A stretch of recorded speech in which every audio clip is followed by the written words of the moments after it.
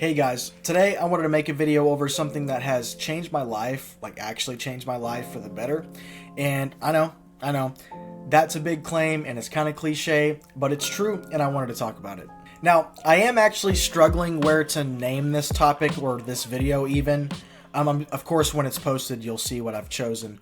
But this phenomenon in life, it goes by many names and it has a lot of variations. And I will say that this topic does have a lot of scientific-based evidence that we will cover at the end, of course. Now, despite that, this topic or idea or whatever you want to call it is a little woo-woo-ish. It's a little magical, if you will. And I know. But still, it's something that I feel is important and useful, and I wanted to share with you guys. Because it has actually helped me, has helped people I know, and hopefully can help you too. Okay, so I did want to preface all of this with how I was even introduced to this idea. The year is 2017, 2018, somewhere around there. I'm a stressed out college student, lacking sleep.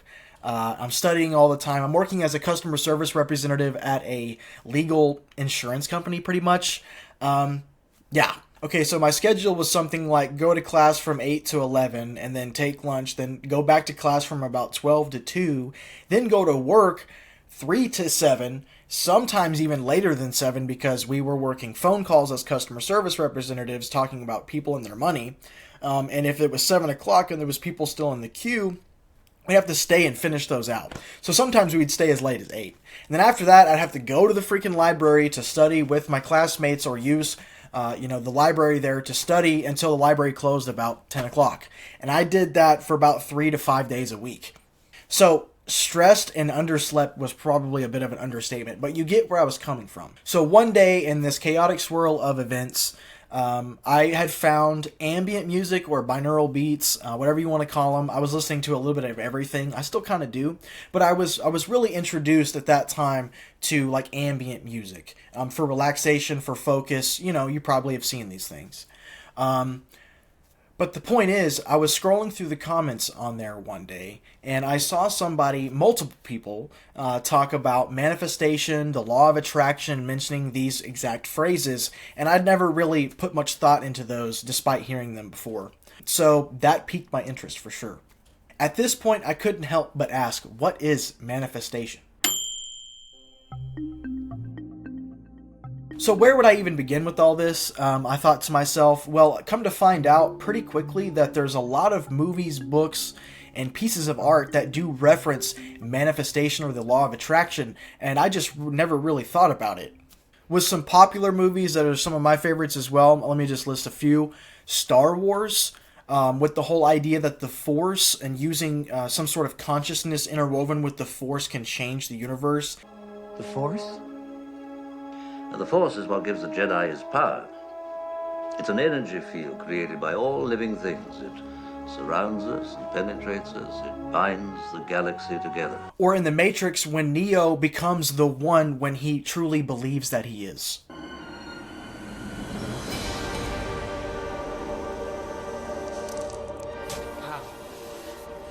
He is the one. And of course, Inception, where literally the whole premise of the movie is based on planting a thought in someone's head, and it changes everything. Yes. Remember, you are the dreamer. You build this world. I am the subject. My mind populates it. And then one of my favorites on this list, The Truman Show, where Truman discovers his life is programmed and he can break free when he decides to, and he does. On the radio, on the way to work, start to, follow me along, talking about everything that I'm doing. You know what I mean? No, Truman, look, this is one of your fantasies. I think this is about my dad. And outside of a long list of movies, we also have a long list of books. And just to name a few, we have The Game of Life and How to Play It, where one of the main quotes is, "Your word is your wand," and then also says, "Affirmations become your reality." And in this next book comes one of my favorite quotes on this list, "When you want something, the whole universe conspires in helping you to achieve it." And that book is The Alchemist, where it pretty much says use faith and trust the process, trust the journey, trust the universe with your path. And the last one I'll mention on this list is the one that in the early 2000s really blew this idea up in pop culture, and that is The Secret. And its main idea is to simply ask the universe, believe the universe, and receive from the universe. Ask, believe, receive. And then, of course, we've got celebrities like Jim Carrey and Will Smith directly accrediting their success to this idea of manifestation and seeing themselves succeed before it happens. And lastly, on the topic of cultural references, I can't go without mentioning this, of course, religions. Now, I will say that all major religions, anyone that you can probably name, Christianity, Judaism, Buddhism, Taoism, Hinduism, Islam, I'm telling you, pretty much all the major ones, have some form or fashion of manifestation built into them. Even in a lot of the world's lesser known philosophies and religions, there are very clear examples of this idea of manifestation inside them. And probably one of the most famous quotes in all of philosophy, one of my favorite ones as well, as above, so below.